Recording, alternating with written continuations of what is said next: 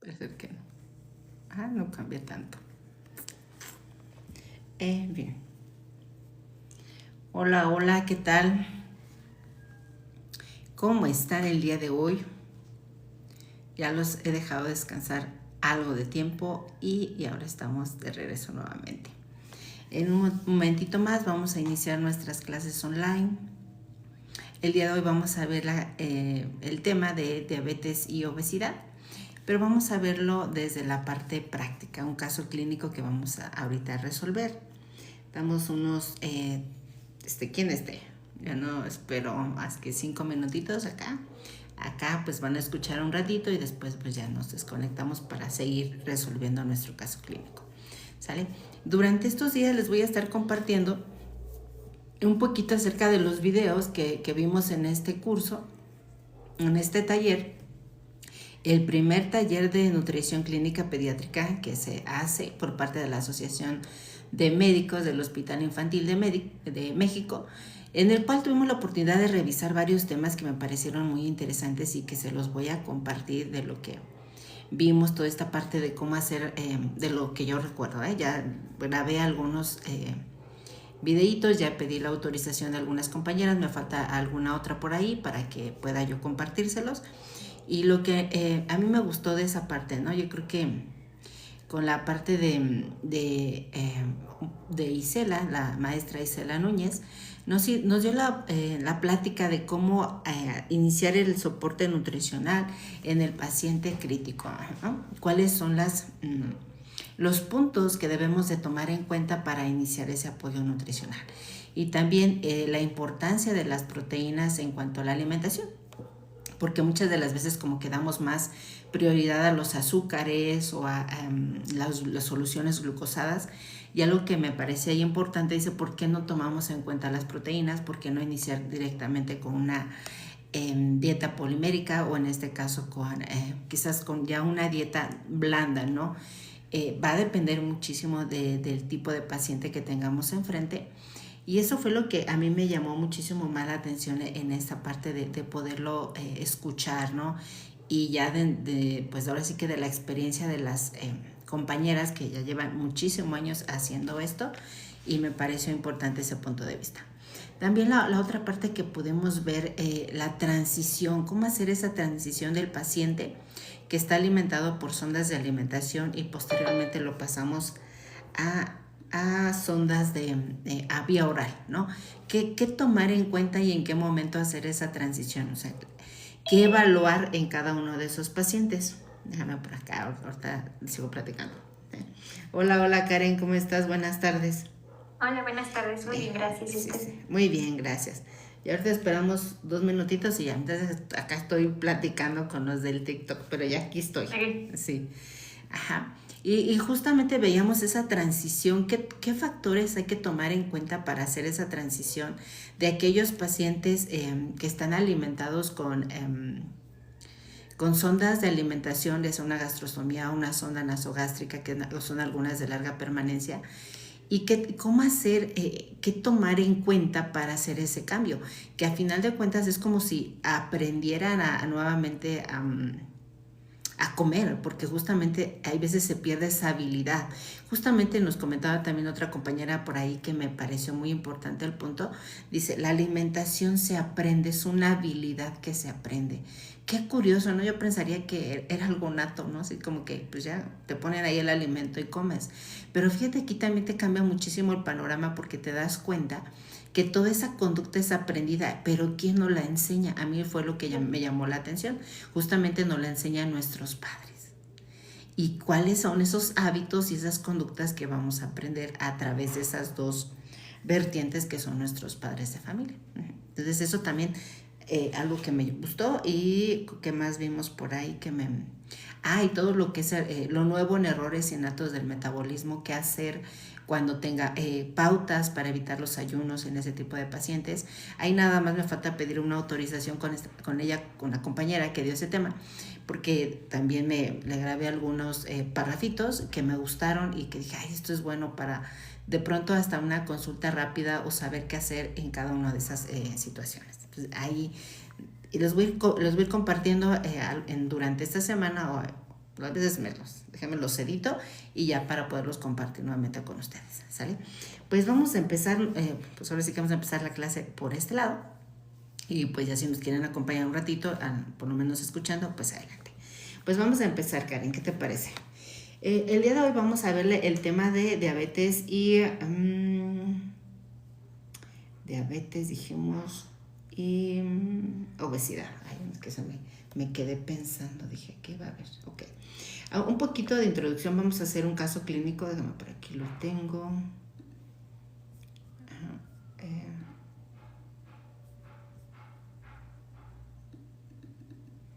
Es una paciente, déjame ver si está aquí está. Es una paciente que es escolar de 11 años. Ajá. Y aquí lo importante de hacer un poco de introducción que me gustó y ahorita ya adentrarnos a resolver el caso clínico, es que justamente creo que dentro del punto de diabetes sí es importante que consideremos qué tipo de diabetes es. Ya sabemos que hay tipo 1, tipo 2 y ya las dos están presentes en la etapa infantil. Obviamente la tipo 2 va a estar en algunos casos más manejada por la dieta o en algunos casos por la parte de algún medicamento, ¿no? Me parece que es metformina el que les llegan a dar. Y en cuanto a la diabetes tipo 1, pues en su mayoría es insulina. Hay algunas tipo MODY, me parece, pero son más en cuanto a condiciones genéticas. Y pues obviamente está la parte de diabetes gestacional, que pues obviamente al menos que tuviésemos una embarazada adolescente, pudiésemos llegar a esa circunstancia en esta etapa pediátrica.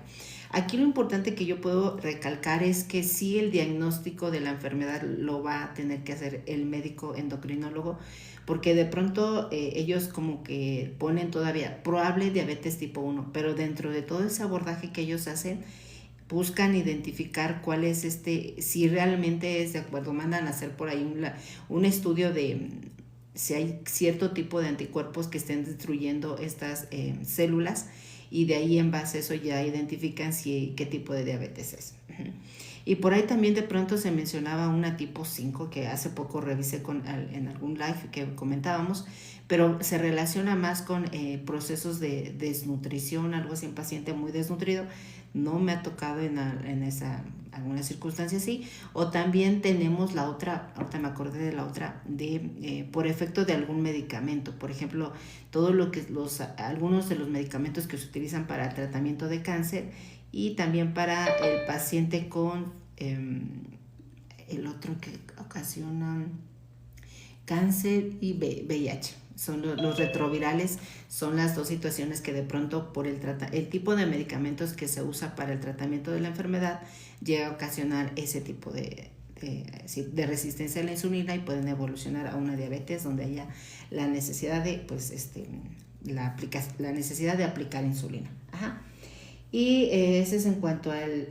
también importante en este tipo de diabetes, ya vamos a ir viendo cuáles son los picos, el inicio, pico máximo de acción y el máximo efecto, que sí es importante que tomen en cuenta para, de acuerdo a cuál es el esquema de insulina que tiene el paciente. Eso va a variar muchísimo. Ahorita por ahí busco una imagen que aquí tengo en cuanto a ese tipo de circunstancia, de acuerdo al paciente que tengamos, ahorita vamos a analizar. Yo creo que para mí ese sería como los puntos clave para poder considerar e iniciar ya la intervención. Eso es como que de pronto los tienes que tener presente, ya sea que por ahí tengas pues una referencia de cuáles son los inicio, máximo y fin del efecto de las insulinas, de acuerdo al tipo de insulina que tengas enfrente, pues va a depender el efecto. Ahora, realmente diabetes tipo 1, pues obviamente ya hay diferentes, hay algunos, hace poquito me llegó un niño que tiene un nombre, pero la verdad yo no veo tanto diabético así, muchos, como te diría, pero tenía un botoncito y ahí casi se mide, tiene un nombre, el botoncito, y ya les van midiendo la glucosa sin necesidad de estarse picando. Yo dije, órale, ya lo traía con el celular, y dije, qué interesante. Eso me parece bien. Y obviamente ya quien se dedica a ser educador en diabetes, pues obviamente tiene muchísima más habilidad. Por ahí hay un compañero que está por ahí en las redes, de pronto me lo encuentro, tiene muy buenos tips ahí para el paciente. Yo creo que aquí lo importante va a depender de qué es lo que te vas a dedicar y en base a eso pues ya poder tener mayor información. Y en cuanto a la parte de obesidad, es importante solamente considerar identificar qué tipo de obesidad, si es sobrepeso o obesidad, ya sea que sea sobrepeso mayor de la percentil 85 o más una desviación estándar, o en el caso de obesidad, 2 desviaciones estándar o mayor de la percentila 97. Y ya arriba de la percentila es 97, ya se considera también como, más bien 95, es la de obesidad. Y 97 me parece que eso es obesidad ya tipo mórbida, algo así. Ahorita lo revisamos acá. Y qué importa, y aquí también importante las complicaciones que va a tener este paciente con obesidad. Y yo creo que aquí algo muy clave en estas enfermedades es mucho el entorno familiar, porque prácticamente el plan de alimentación va a tener que implementarse para toda la familia. No solamente va a ser el paciente el único que va a tener esta alimentación. Si toda la familia apoya, es más posible de que tenga un mejor resultado el paciente y seguimiento. A diferencia si solamente tú o se señala o se excluye porque él solamente va a tener ese tipo de alimentación, ahí no va a funcionar. Pero bueno, dicen por ahí, hay de todo en la viña del Señor, así es que pues va a depender mucho de estas circunstancias. Ahí de pronto me ha tocado, en el caso de obesidad, y más dependiendo de zonas un poquito más de comunidad, de zona rural, que la obesidad no la ven o la parte del peso no saludable, yo diría, no lo ven como un problema. Muchas de las situaciones lo ven hasta normal, entonces ahí hay que ver. Pero sí, lo que a mí me sorprende son las complicaciones que llegan a tener los niños cuando están muy por arriba de su peso. Por ahí está un video, yo no lo podría poner acá, quizás acá sí, lo pueden revisar, está en YouTube y se llama ¿De qué murió Ponchito? No sé si lo han visto. Ese está muy completo, ese videito, porque obviamente te habla de cuál fue la situación, cómo murió ese niño escolar de 9 años y cuáles fueron pues ha sido un infarto al miocardio a los 11 años de edad. Y en ese mismo video se ve un poco del cuadro clínico de la dificultad para poder respirar, de moverse, se agita fácilmente al poderse ponerse a jugar. Yo dije, un niño totalmente sano, trae mucha energía, se mueve todo el tiempo, y que este niño no lo pueda hacer, dices tú, wow, está impresionante. Pero bueno, es parte de aquí. Yo lo que de pronto voy a ir observando es hasta qué punto vamos a normalizar toda esta situación de la parte de obesidad. Que sí, por ahí escucho de pronto que no les tenemos que decir obesos con obesidad, así como paciente con diabetes, paciente con obesidad.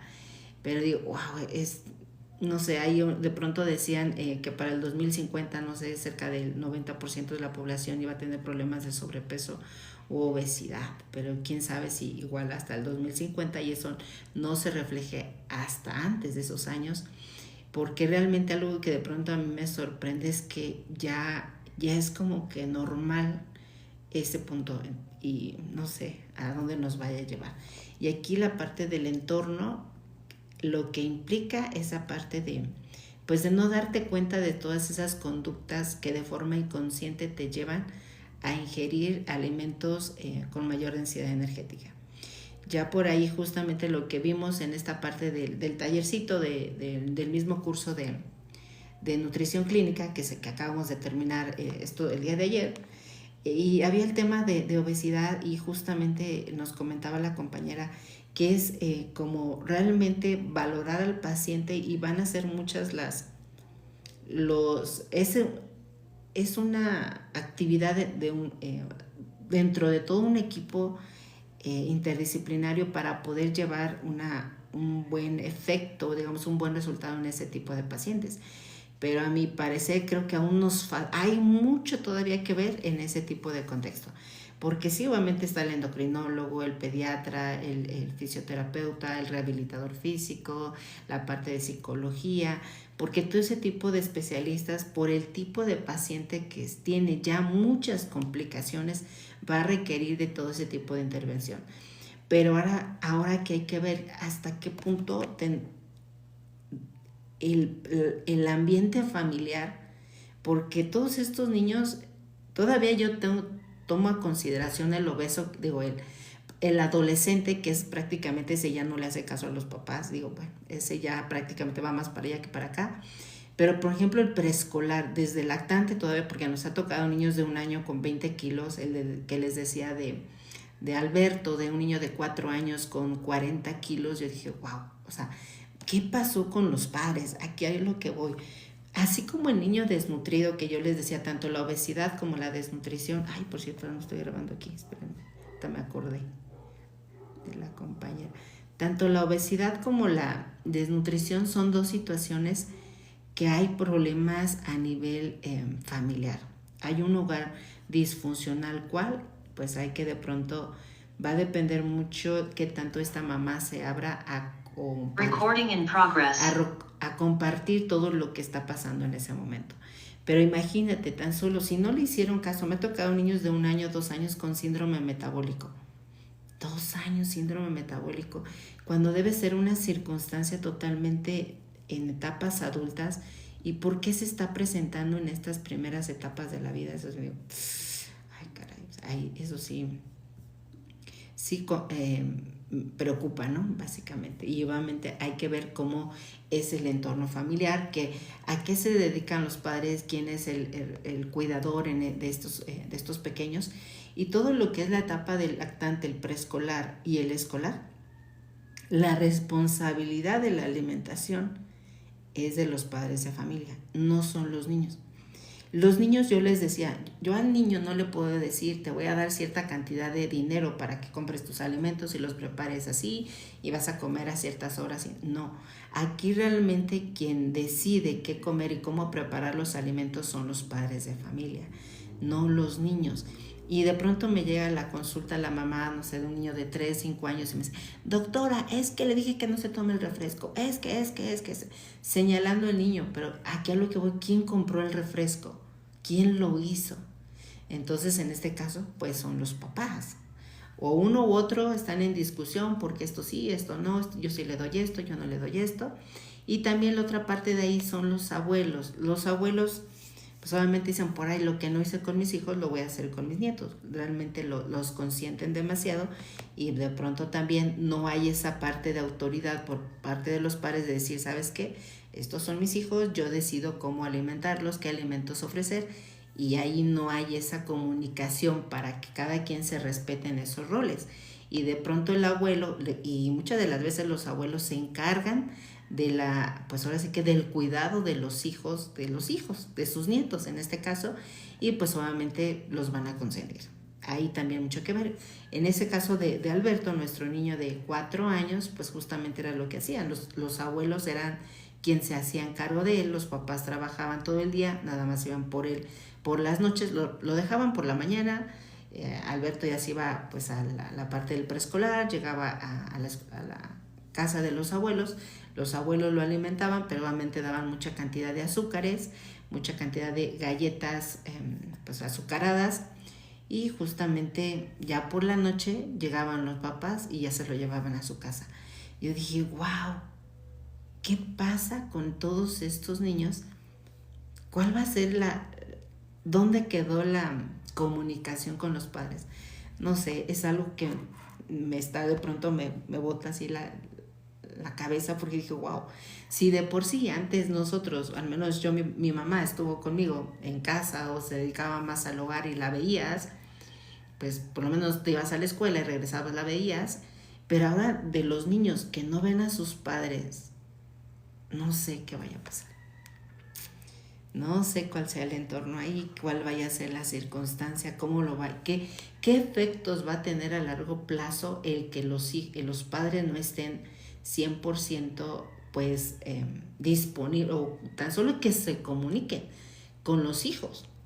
Porque, por ejemplo, algo que de pronto me toca ver, y no es que esté mal, simplemente es que observes la mamá que se va a trabajar, porque obviamente es mamá soltera, no ve al hijo, se va desde la mañana, regresa hasta la noche, el niño ya está dormido, y al siguiente día sí, tiene 6 días de la semana para trabajar y un día de descanso, y ese día de descanso pues tiene que hacer todas las compras para la siguiente semana. ¿Y en qué momento vas a estar, vas a comunicarte con tu hijo, conocer cuáles son esas necesidades? Ay, no sé, hay muchas cosas que de pronto van a pasar aquí, porque los primeros apegos que se hacen en nuestra vida, o la primera atención o ese desarrollo de esa seguridad, de esos límites que uno requiere en esas primeras etapas de la vida, son los padres. Pero si los padres no están ahí, ¿qué va a pasar? No sé. Pero bueno, esa es otra cosa que en algún momento pues vamos a ir platicando. ¿Sale?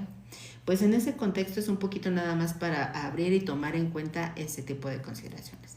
Y entonces vamos a empezar con nuestra paciente. Ese es un poquito de su historial clínico. Ella es una niña de 11 años, incluso ella ingresa a urgencias, que es una de las...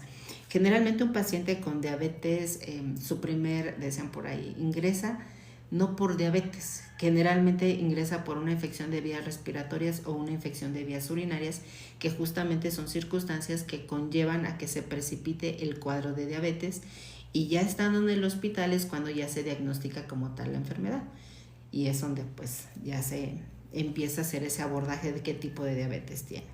Eso es una niña que llega a urgencias con un cuadro de 24 horas de evolución caracterizado por epigastralgia, intolerancia a la vía oral, deshidratación, y cuenta con los siguientes signos vitales, ¿no? Ahí menciona que pues una mamá sana, aparentemente, los abuelos con diabetes tipo 2, viven en una zona rural, así como que a grosso modo. Aquí para 11 años el peso y la talla al nacer ya no son como tan representativos, a diferencia de, por ejemplo, los primeros meses de vida, ¿sí? Se los voy a compartir para que lo tengan y ya lo lean un poquito. Y no, porque aquí hay mucha información que podemos rescatar, pero vamos a tomar nada más la importante. Algo que aquí me llama la atención es el padecimiento, y justamente lo que decíamos. ¿Cuál es la circunstancia en la cual inicia? O sea, ¿cuáles son la sintomatología? Inicia un padecimiento actual 24 horas previo a su ingreso, caracterizado por dolor abdominal en epigastrio, tipo cólico, que remitía parcialmente con la ingesta de paracetamol. Posteriormente se acompaña de vómito 2 horas, posteriormente al inicio del dolor abdominal. Se refiere contenido alimenticio el día de hoy y se refiere 4 episodios abundantes, con escalofríos, cefalea, disuria al inicio del día de ayer. Y acude con facultativo, le dan que es metoclopramida, paracetamol, me parece aquí otro medicamento, trimebutina y paracetamol, justamente. El cuadro no mejora, sin presentar mejoría clínica, y continúa con intolerancia a la vía oral y deshidratación, por lo cual acude pues a urgencias para ser valorada, ¿no? Y por el probable caso de cetoacidosis diabética. A su ingreso, pues realmente aparente neurológico, con somnolencia orientada, presencia de movimientos anormales, paciente con palidez, aquí realmente, ay Dios, se me movió, ahí está. Y realmente aquí mencionan que se trata de una paciente, como sospechas diagnósticas, se trata de un paciente femenino. Aquí le menciono eutrófico. Yo ahorita le modifiqué un poquito los datos para poderlo tratar con obesidad y diabetes, que también es una de las circunstancias que de pronto llega a pasar. De pronto también nos ha tocado niños con obesidad, que no todos tienen diabetes, pero digo, ¿hasta qué punto este cuerpo va a sostener o poder metabolizar toda esa cantidad de azúcar que está ingiriendo de forma constante? Es ahí donde en algún momento va a explotar la bomba, ¿no? Y presenta un debut de cetoacidosis diabética con foco infeccioso aparentemente urinario por sintomatología referida, quien cursa con cetoacidosis y una deshidratación severa, e iniciamos con el manejo, ¿no? Ya en este caso, posteriormente ingresa a urgencias y se inicia la hidroterapia intensiva por la deshidratación y con datos de choque a su ingreso, y a esta unidad con los siguientes datos. Solamente ya ahí la parte médica es la que se encarga de, obviamente, hacer toda esta valoración, estabilizar al paciente, hidratarlo, realizar todo el abordaje pues ahora sí clínico, solicitar algunos tipos de laboratorios y justamente esos laboratorios son los que están acá, los que nos presentaron. Estos me gustaron porque ese sí aquí los copié. Aquí menciona, por ejemplo, este está muy grande. La hemoglobina está en 11.1, está baja, de 11.1, lo normal es 12. Plaquetas normales, el volumen corpuscular medio está en 33, también está bajo, y la hemoglobina corpuscular media está en 83, esa está normal. Quizás de aquí un poquillo de anemia en la chiquilla. La glucosa presenta una glucosa de 265 y algo aquí que parece importante, la creatinina está de 0.66, está dentro de rango. Por ahí mencionaba una de 2, pero también se sospechaba por la hemoconcentración, por el estado de deshidratación que llega, se concentra y posteriormente ya van disminuyendo estos niveles. Hay que estar vigilando que conforme se vaya hidratando, vaya mejorando el cuadro, estos niveles de creatinina vayan disminuyendo o en su momento estar preguntando si hay alguna otra complicación con el paciente. La parte de triglicéridos 84, colesterol 98 está dentro del rango. Los electrolitos, pues a excepción del calcio no está bajo, pero igual hay todos los demás están normales. Y una hemoglobina glucosilada de 10.3, pues eso también ya nos habla de que no hay un buen control. Justamente, mira, este es el otro laboratorio. Aquí viene la glucosa de 323, este es de un día anterior, de un día posterior. Y creatinina de 1.18. No está tan elevado, pero aún así. La parte del triglicéridos normales y los niveles de perfil de lípidos, de colesterol bueno, HDL y LDL dentro de rangos. Acá tiene un examen general de orina que podemos ver la presencia justamente de glucosa, ¿no? Una glucosa de 1000. ¡Wow! ¡Qué intenso! Así yo. En cuanto a esta, se pide la valoración por endocrinología. Quien sospecha de una probable diabetes tipo 1 ya va a ser el abordaje para el diagnóstico. Y en ese momento pues ya inician con el tratamiento con glargina basal y conforme a los dextrostis que vaya presentando van a ir corrigiendo, van a ir administrando insulina rápida, ¿sale? Así como que a grosso modo. Aquí vienen todas las notitas y listo. Este es un poquito de la hoja de enfermería. Si se dan cuenta, aquí todavía las glucosas se mantienen elevadas, aunque aquí todavía está en ayuno. Generalmente las primeras horas lo que hacen es pasar una infusión de insulina rápida para ir disminuyendo los niveles de glucosa y conforme ya se vaya estabilizando, ya ahora sí lo van manejando sobre ciertos rangos. Si presenta un dextrostis de 200 a 250, pues se ponen 2 unidades de insulina rápida, de tal a tal. Ya eso lo hace el médico endocrinólogo, nosotros no nos metemos en eso. La parte de la insulina le toca al médico. Nosotros nos vamos a ajustar a qué tipo de insulina va a estar manejando el paciente y en base a eso vamos a adecuar el tipo de alimentación. Entonces en este caso se queda con insulina rápida y a la par se queda con una insulina basal, que en este caso es la glargina. Recuerden, dentro de los tipos de insulina tenemos una de acción lenta y una de acción intermedia y una de acción rápida. Las de acción rápida generalmente tienen un efecto entre los 30 a máximo 1 hora y hay algunas a los 15 minutos, de 15 a 30 minutos, que casi que ahí deben de tener el alimento para ingerirlo, casi se ponen la insulina y empiezan a comer, porque si no, pues de pronto pueden llegar a tener una hipoglucemia. Y la glargina es la que va a mantener como la producción basal de esa insulina para mantener pues los niveles de glucosa en tiempos donde no hay ingesta de alimentos. Y entonces aquí, si se dan cuenta, aquí la glargina generalmente, como es acción prolongada, se pone una sola vez y las insulinas rápidas son las que se van a estar poniendo de acuerdo a los tiempos de alimentación. Ya va a depender mucho cuál es el esquema que indica el médico. Esto tampoco no nos toca a nosotros, solamente a nosotros vamos a adaptar cantidad de kilocalorías, tiempo de alimentación, porcentaje de macronutrientes para nosotros poder adaptar la alimentación de acuerdo a ese esquema de insulina y mantener los niveles de glucosa dentro de los rangos normales. Justamente se indica ya una dieta para paciente con diabetes y ya ahorita vamos a checar las kilocalorías y justamente aquí menciona los rangos, mira, de 90 a 140 poner 4 unidades de insulina, apenas se alcanza a ver, y de 141 a 200 miligramos 5 unidades y sí, así dependiendo, ¿sí?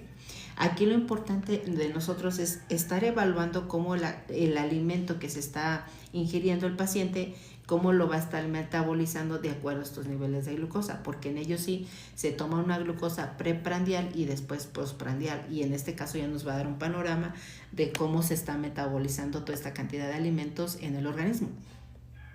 Y más allá de esto vamos a ir viendo que dentro del plan de alimentación es importante combinar de todos los grupos de alimentos, ¿sale?